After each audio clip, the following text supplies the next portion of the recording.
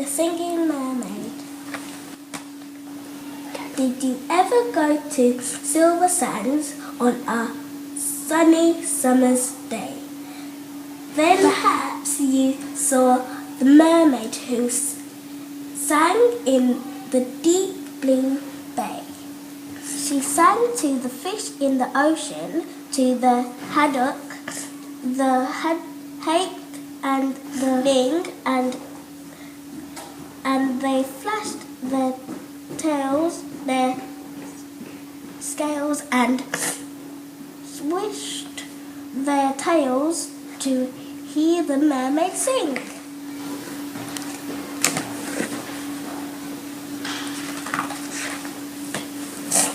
And sometimes the singing mermaid swam to the silver shore. She sat and combed her golden hair, and then she sang some more. She sang to the cockles and mussels. She sang to the birds on the wing, and the seashells clapped and the seagulls flapped to hear the mermaid sing.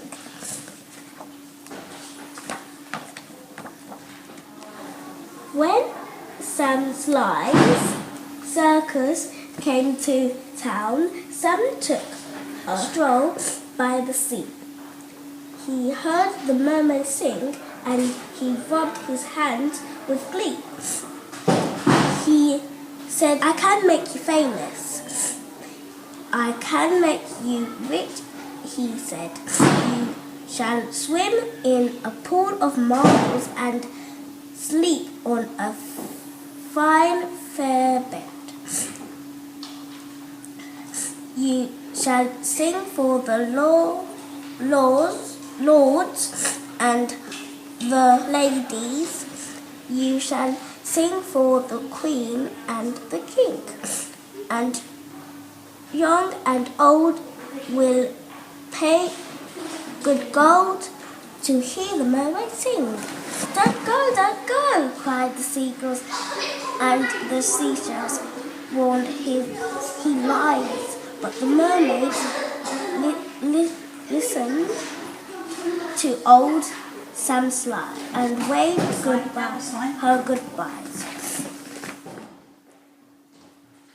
And he took her away to the circus, and she sang to the crowds, "More, more, more," came the deafening roar when they heard the mermaid sing.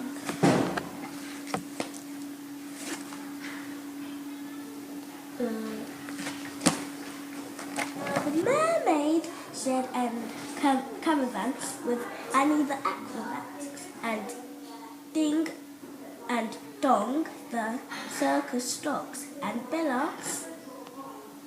the circuit cat. And she made good friends with the jugglers. Yeah, was that right? Yep.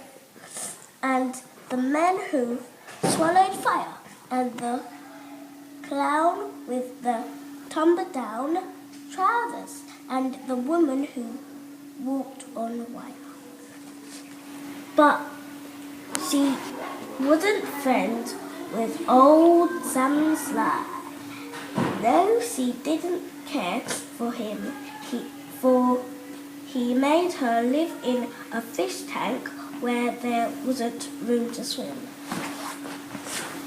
And there was no pool of marbles, there was no feather bed, and when he begged him, "Set me free," he laughed and shook his head. All summer long, the circus toured, all autumn, winter, spring, and May and crowd cheered long and loud to hear the mermaid sing.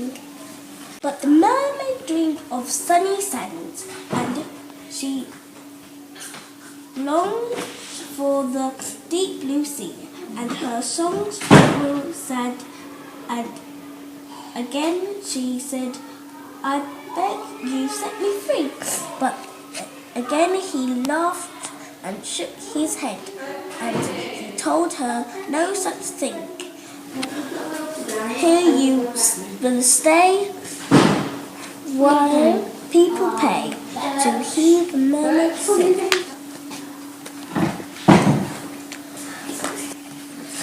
At Sunnyside, a seagull was flying to his nest, when on the breeze he heard a song, the song which he loved the best.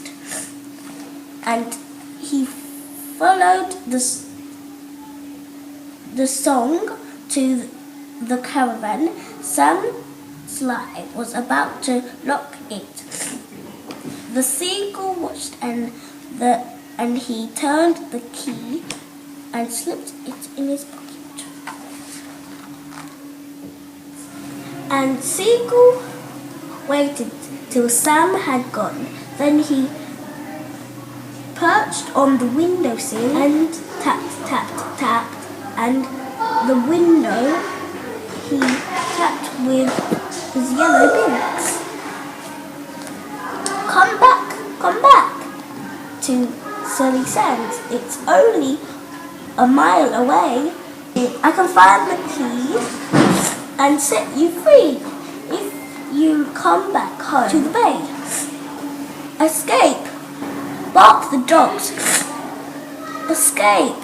Meowed the cat. But the mermaid sighed, fail, for how could I walk to Sunny Sands when I only have a tail? "Like this," cried Annie the acrobat, and she stood up on her hands. "This is the only way to get to Silver Sands." Right hand, left hand, tail up high. There's really nothing to it. If I give you lessons every night, you soon learn how to do it. Next week, while Sam was snoring, the seagull stole the key. He carried it off to the caravan and set the mermaid free. And he flew ahead to guide her as she walked upon her hands along the moonlight road that led to Silver Sands. Look.